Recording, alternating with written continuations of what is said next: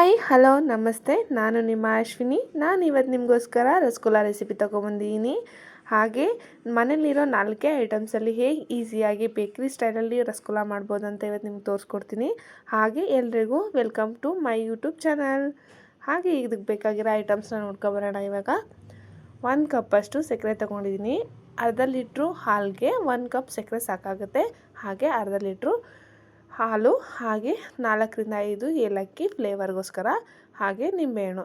ಈ 4 ಐಟಮ್ಸಲ್ಲಿ ಇವಾಗ ನಿಮಗೆ ರಸಗುಲ್ಲ ಮಾಡೋದು ಹೇಗೆ ಅಂತ ಮನೇಲಿ ಈಸಿ ರೆಸಿಪಿ ಹೇಳ್ಕೊಡ್ತೀನಿ. ಇವಾಗ ನಾನು ಹಾಲನ್ನ ಕಾಯಕ್ಕಿಡ್ತಾಯಿದ್ದೀನಿ. ಮನೇಲಿ ಅರ್ಧ ಲೀಟ್ರ್ ಹಾಲಿದ್ರೆ ಸಾಕು, ಆರಾಮಾಗಿ ಮನೆಯವರೆಲ್ಲರೂ ತಿನ್ನೋಷ್ಟು ರಸಗುಲ್ಲಗಳನ್ನ ಮಾಡ್ಕೋಬೋದು. ಈಸಿ ಆ್ಯಂಡ್ ಕ್ವಿಕ್ಕಾಗಿ ಕೂಡ ಮಾಡ್ಕೋಬೋದು. ನೋಡಿ, ಇವಾಗ ಹಾಲನ್ನ ನಾನು ಕಾಯಕ್ಕಿಟ್ಟಿದ್ದೀನಿ. ಇದಾದಮೇಲೆ ಅರ್ಧ ನಿಂಬೆಹಣ್ಣನ್ನ ಹಿಂಡಿ ತಗೊಂಡು ಹಾಲೊಳಗಡೆ ಹಾಕ್ತಿದ್ದೀನಿ. ಸ್ವಲ್ಪ ಹಾಲು ಬಿಸಿ ಆದ ತಕ್ಷಣ ಇದಾದಮೇಲೆ ಹಾಲು ಒಡ್ಕೊಡುತ್ತೆ. ಒಡೆದೋಗಿರೋ ಹಾಲಲ್ಲಿ ಮಾಡಬಾರ್ದು, ಆರೋಗ್ಯಕ್ಕೆ ಒಳ್ಳೆಯದಲ್ಲ. ಅದಕ್ಕೆ ನಾನು ಹಾಲಲ್ಲೇ ಪನ್ನೀರ್ ಯಾವ ಥರ ತೊಗೋತೀವಿ ಆ ಥರನೇ ಇದನ್ನು ಮಾಡಬೇಕು. ಪನ್ನೀರ್ ಹೇಗೆ ಪ್ರೊಸೆಸ್ ಇರುತ್ತೆ ಅದೇ ಥರ ಇದನ್ನು ನೋಡಿ. ಇವಾಗ ನಿಂಬೆಹಣ್ಣು ಹಿಂಡಿದ್ನಲ್ಲ ಹುಳಿನ, ಅದಾದಮೇಲೆ ಈ ಥರ ತಿರ್ಗಿಸ್ಕೊಳ್ತಾ ಇರಬೇಕು. 1-2 ಸರಿ ತಿರ್ಗಿಸ್ಬೇಕು, ಯಾಕಂದರೆ ಹುಳಿ ಚೆನ್ನಾಗಿ ಮಿಕ್ಸ್ ಆಗೋ ಥರ ಒಂದೇ ಕಡೆ ಇರಬಾರ್ದಲ್ವ ಹುಳಿ. ಅದಕ್ಕೆ ಇದಾದಮೇಲೆ ನೋಡಿ, ಒಂದು 2-3 ಸೆಕೆಂಡಲ್ಲೇ ಈ ಥರ ಹಾಲು ಒಡೆದೋಯ್ತು, ಹೆಪ್ಪು ಥರ ಆಗ್ತಿದೆ. ಇದಾದಮೇಲೆ ಸ್ವಲ್ಪ ಬೇಯಕ್ಕೆ ಬಿಡಬೇಕು. ನೀಟಾಗಿ ನೀರನ್ನ ಬಿಟ್ಕೋಬೇಕು, ಹೆಪ್ಪು ಎಲ್ಲ ನೀಟಾಗಿ ಬಿಟ್ಕೋಬೇಕು, ಅಲ್ಲಿವರೆಗೆ ಕುದಿಸ್ಬೇಕು. ನೋಡಿ, ಇವಾಗ ಇದು ಪೆಪ್ ಆಗಿದೆ. ಇವಾಗ ಇದನ್ನ ನಾವು ಒಂದು ಬಟ್ಟೆಲಿ, ಕಾಟನ್ ಬಟ್ಟೆಲಿ ಸೋಸ್ಕೋಬೇಕು. ನಾನು ಇವಾಗ ಕ್ವಿಕ್ಕಾಗಿ ಮಾಡೋದ್ರಿಂದ ನಾವು ಟೀ ಕಾಫಿ ಎಲ್ಲ ಸೋಸ್ತೀವಲ್ಲ ಆ ಜಾರಿನ ಇಟ್ಕೊಂಡಿದ್ದೀನಿ, ಜರಡಿನ. ಇದೇ ಸಾಕಾಗುತ್ತೆ. ಅರ್ಧ ಲೀಟ್ರಿಗೆ ಇಷ್ಟ ಆಗೋದೇ ಬರುತ್ತೆ. ನಿಮ್ಮ ಹತ್ರ ಇಷ್ಟು ದೊಡ್ಡದು ಇಲ್ಲ ಅಂತ ಅಂದರೆ ನೀವು ಒಂದು ಕಾಟನ್ ಬಟ್ಟೆಲಿ ತೆಳುವಾದ ಬಟ್ಟೆಗೆ ಹಾಕ್ಕೊಂಡು ನೀರನ್ನ ಹಿಂಡ್ಕೋಬೋದು. ನೋಡಿ, ಈ ಥರ ಸೇಮ್ ಪನ್ನೀರ್ ಮಾಡ್ಕೋತೀವಲ್ಲ ಅದೇ ಪ್ರೋಸೆಸ್ಸಲ್ಲಿ ಇದನ್ನು ಮಾಡ್ಕೋಬೇಕು. ಇದಾದಮೇಲೆ ನಾನು ಇದರಲ್ಲಿರೋ ಹುಳಿಯೆಲ್ಲ ಹೋಗೋ ಥರ ನೀರಲ್ಲಿ ಚೆನ್ನಾಗಿ ತೊಳ್ಕೊತೀನಿ. ನೀವು ಅಷ್ಟೇ, ಅದರಲ್ಲಿರೋ ಹುಳಿ ಅಂಶ ಎಲ್ಲ ಹೋಗಬೇಕಲ್ವ. ನಾವು ನಿಂಬೆಹಣ್ಣು ಹಿಂಡಿರ್ತೀವಲ್ವ, ನೀಟಾಗಿ ಇದನ್ನು ತೊಳ್ಕೊಬೇಕು. ಬಟ್ಟೆಲ್ಲ ಹಾಕಿ ತೊಳೆದ್ರೂ ಇನ್ನೂ ಈಸಿ ಆಗುತ್ತೆ. ನಾವು ಈ ಕ್ವಿಕ್ಕಾಗಿ ಮಾಡೋದಲ್ವ, ಈ ಥರ ಒಂದು ಜರಡಿಲಿ ಇಟ್ಕೊಂಡು ಮಾಡಿದ್ರೆ ಬೇಗ ಆಗುತ್ತೆ. ನೋಡಿ, ಈ ಥರ ನೀರು ಹಾಕಿ ನೀಟಾಗಿ ತೊಳ್ಕೊಬೇಕು. ಅದರಲ್ಲಿರೋ ಹುಳಿ ಅಂಶ ಎಲ್ಲ ಹೋಗೋ ಥರ. ಬಿಸಿ ಇರುತ್ತಲ್ವ, ಮುಟ್ಟಿದ್ರೆ ತಣ್ಣಗಾಗತ್ತೆ, ಅಲ್ಲಿವರೆಗೂ ನೀರು ಹಾಕಬೇಕು, ತೊಳಿಬೇಕು. ನೋಡಿ, ಈ ಥರ ಸ್ಪೂನಲ್ಲಿ ಪ್ರೆಸ್ ಮಾಡಿದ್ರೆ ನೀಟಾಗಿ ಅದರಲ್ಲಿರೋ ನೀರು ಹುಳಿ ಅಂಶ ಎಲ್ಲ ಹೊರಟೋಗ್ಬಿಡುತ್ತೆ. ನೀರು ಕೂಡ ಸೋರ್ಬಿಡುತ್ತೆ. ಕಾಟನ್ ಬಟ್ಟೆ ಅವಶ್ಯಕತೆನೇ ಇರಲ್ಲ. ಈಸಿಯಾಗೂ ಆಗುತ್ತೆ ಇದು. ಬಟ್ಟೆಗೆ ಹಾಕಿ ಗಂಟು ಹಾಕಿ ಅದು ಮಾಡೋದಕ್ಕಿಂತ ಈಸಿಯಾಗಿ ಇದಾಗುತ್ತೆ. ಆದಮೇಲೆ ನಾನು ಸ್ವಲ್ಪ ಹೊತ್ತು ಇದನ್ನು ಸೋರಕ್ಕೆ ಇಡ್ತೀನಿ, ನೀರು ಚೆನ್ನಾಗಿ ಹನಿಯೋ ಥರ. ನೋಡಿ, ಇವಾಗ ಇದರಲ್ಲಿ ನೀರೆಲ್ಲ ಹೋಗಿದೆ. ಸ್ವಲ್ಪ ಹೊತ್ತು ಇಡೋಣ. ಅಷ್ಟೊತ್ತಿಗೆ ನಾವು ಕಾಯಿಸ್ಕೋಬೋದು. ಹಾಗೆ ನೋಡಿ, ಇದರಲ್ಲಿ ನೀರಿದ್ದರೆ ರಸಗುಲ್ಲ ಚೆನ್ನಾಗಿ ಬರಲ್ಲ, ಪಾಕಕ್ಕೆ ಹಾಕಿದಾಗ ಒಡೆದೋಗ್ಬಿಡುತ್ತೆ. ನೋಡಿ, ಈ ಥರ ಹಿಂಡ್ಕೋಬೇಕು. ಇವಾಗ ಸ್ವಲ್ಪ ಹೊತ್ತು ಬಿಡ್ತೀನಿ ಪಾನಕ ರೆಡಿ ಆಗೋ ಅಷ್ಟರಿಗೆ. ಇವಾಗ ನಾನು ಒಂದು ಪಾತ್ರೆ ಇಟ್ಕೊಂಡಿದ್ದೀನಿ, ಸ್ಟೀಲ್ ಪಾತ್ರೆ. ಇದಕ್ಕೆ 1 ಕಪ್ ಸಕ್ಕರೆನ ಹಾಕೋಬೇಕು. ನಾವು ಜಾಸ್ತಿ ಸ್ವೀಟ್ ಬೇಕು ಅಂತಂದರೆ ಒಂದು ಫುಲ್ ಕಪ್ ಹಾಕ್ಬೋದು. ನಾನು ಮೀಡಿಯಮ್ ಆಗಿರೋ ಕಪ್ಪಲ್ಲಿ ತೊಗೊಂಡಿದ್ದೀನಿ. ಇಷ್ಟೇ ಸಾಕಾಗುತ್ತೆ, ಹೆವಿ ಸ್ವೀಟು ಆಗುತ್ತೆ. ನೀವು ಇದಕ್ಕೆ ಬೇಕಂದರೆ ಪಾನಕದೊಳಗಡೆ ಕೇಸರಿ ದಳಗಳನ್ನೂ ಬೇಕಾದ್ರೆ ಹಾಕೋಬೋದು. ನಾನು ಇಲ್ಲಿ ಹಾಕಿಲ್ಲ, ಸ್ಕಿಪ್ ಮಾಡಿದ್ದೀನಿ. ಮನೇಲಿರೋ ಐಟಮ್ಸೆಲ್ಲ ಈಸಿಯಾಗಿ ಮಾಡ್ಬೋದ ರೀತಿ ತೋರಿಸ್ಕೊಡ್ತಾಯಿದ್ದೀನಿ ನಿಮಗೆ. ಇದಾದಮೇಲೆ ನಾನು 1 ಕಪ್ ಸಕ್ಕರೆಗೆ 1 ಕಪ್ಪಷ್ಟು ನೀರು ಹಾಕ್ಕೊಂಡಿದ್ದೀನಿ. ಜಾಸ್ತಿ ಹಾಕೋಬಾರ್ದು ನೀರನ್ನು. 1 ಕಪ್ ಸಕ್ಕರೆಗೆ ಇದು. ಹಾಗೆ ಏಲಕ್ಕಿನ ಚೆನ್ನಾಗಿ ಕುಟ್ಕೊಂಡು ಪುಡಿ ಮಾಡ್ಕೊಂಡಿದ್ದೀನಿ, ಇದಕ್ಕೆ ಹಾಕ್ತಾಯಿದ್ದೀನಿ.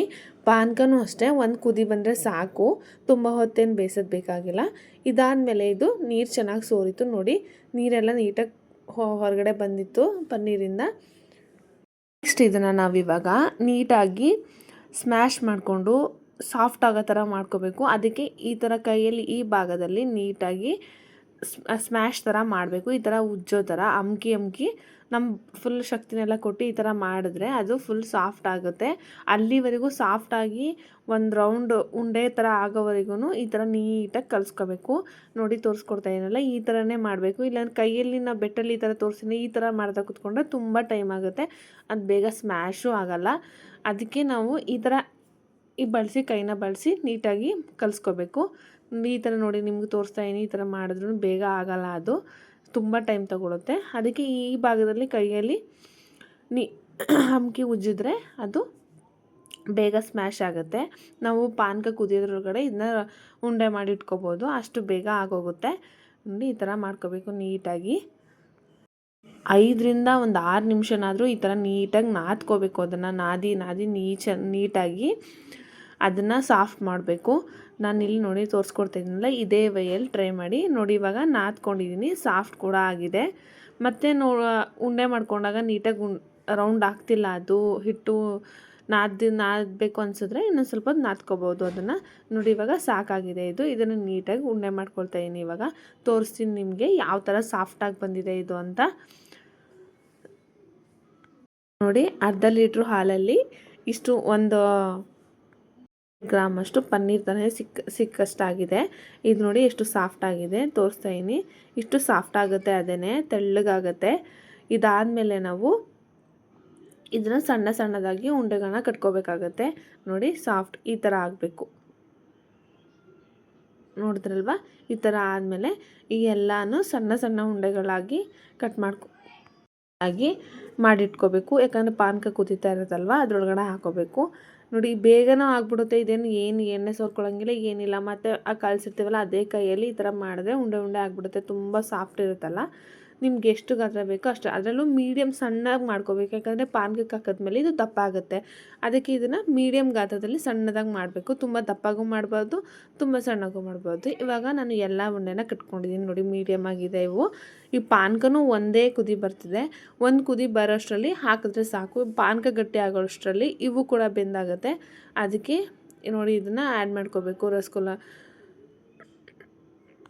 ಎಲ್ಲ ಪಾನಕದೊಳಗಡೆ ಹಾಕಬೇಕು. ಪಾನಕ ಚೆನ್ನಾಗಿ ಕುದಿ ಬರಬೇಕು. ಅಲ್ಲಿ ಉಂಡೆಗಳನ್ನೆಲ್ಲ ಹಾಕಿದ್ಮೇಲೆ ಒಂದು 7ರಿಂದ 8 ನಿಮಿಷ ಚೆನ್ನಾಗಿ ಬೇಯಿಸಬೇಕು.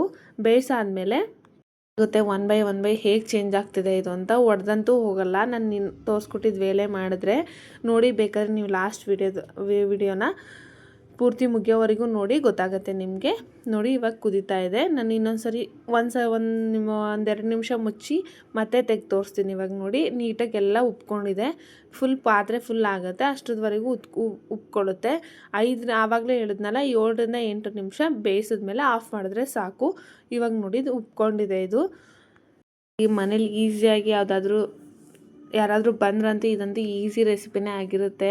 ಫಟಾಫಟ ಅಂತ ಸ್ವೀಟ್ನ ರೆಡಿ ಮಾಡ್ಬೋದು. ಹಾಲೊಂದಿದ್ರೆ ಸಾಕು ಮನೇಲಿ. ಸಕ್ಕರೆ ಅಂತೂ ಕಾಮನ್ ಆಗಿ ಇದ್ದೇ ಇರುತ್ತೆ, ಹಾಲು ಇರುತ್ತೆ. ಆರಾಮಾಗಿ ಮಾಡಿಬಿಡ್ಬೋದು ಇದನ್ನು. ರೈಸು ಸಾಂಬಾರು ಮಾಡೋ ಅಷ್ಟರಲ್ಲಿ ಇದು ರೆಡಿ ಆಗಿಬಿಡುತ್ತೆ. 1 ಬೈ 1 ನೋಡಿ ನೀವೇ ನೋಡಿ. ಇದು ದೊಡ್ಡ ಗಾತ್ರನೂ ಆಗಿದೆ, ಸ್ವಲ್ಪ ದಪ್ಪ ಆಗಿದೆ. ಪೂರ್ತಿ ಪಾತ್ರೆ ಎಲ್ಲ ಆಗೋಷ್ಟು ರಸಗುಲ್ಲಗಳಾಗಿದ್ದಾವೆ. ಇಷ್ಟಾದರೆ ಸಾಕು. ಆಫ್ ಮಾಡ್ಕೊಳ್ಬೇಕು. ಸ್ವಲ್ಪ ಕೂಲ್ ಆಗಿಡಬೇಕು. ಹಾಗೆ ನಿಮ್ಗೆಲ್ರಿಗೂ ನನ್ನ ವಿಡಿಯೋ ಇಷ್ಟ ಆಗ್ತಿದ್ರೆ ಪ್ಲೀಸ್ ಲೈಕ್ ಮಾಡಿ, ಹಾಗೆ ಶೇರ್ ಮಾಡಿ, ಕಮೆಂಟ್ ಮಾಡಿ, ಸಬ್ಸ್ಕ್ರೈಬ್ ಮಾಡೋದು ಮಾತ್ರ ಮರಿಬೇಡಿ. ಇದಾದಮೇಲೆ ನಾನು 1/4 ಗಂಟೆ ಆರಕ್ಕೆ ಮಡಗಿದೆ. ಅದನ್ನ ತಣ್ಣಗಾದಮೇಲೆ ಇವಾಗ ಒಂದು ಬೌಲ್ಗೆ ಸರ್ವ್ ಮಾಡ್ಕೊಳ್ತಾ ಇದ್ದೀನಿ. ಇನ್ನೂ ಸ್ವಲ್ಪ ಬಿಸಿ ಇದೆ. ಇದಾದ ಒಂದು 5 ನಿಮಿಷ ತಣ್ಣಗಾಗಿಬಿಟ್ಟ ಮೇಲೆ ನಾನು ಫ್ರಿಜ್ಜಿಗೆ ಇಡ್ತೀನಿ. ಇದನ್ನ ಫ್ರಿಜ್ಜಿಗೆ ಇಟ್ಮೇಲೆ ಬೇರೆ ನೆಕ್ಸ್ಟ್ ಲೆವೆಲ್ ಟೇಸ್ಟ್ ಆಗೋದು. ಇದನ್ನ ಫ್ರಿಜ್ಜಿಗೆ ಇಡಬೇಕು. ಇದೆಲ್ಲ ಆದಮೇಲೆ ಒಂದು 1/2 ಅವರ್ ಆದ್ರೂ ಫ್ರಿಜ್ಜಲ್ಲಿ ಇಡಬೇಕು.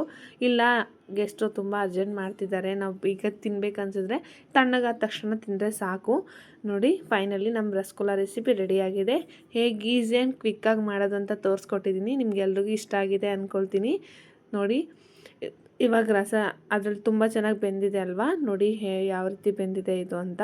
ಹಾಗೆ ನನ್ನ ವಿಡಿಯೋ ನಿಮ್ಗೆ ಇಷ್ಟ ಆಗಿದ್ದರೆ thank you all. Keep watching my video. Rasgulla recipe ಮಾಡಿ ನೋಡಿ ಒಂದು ಸರಿ, ಆಯಿತಾ.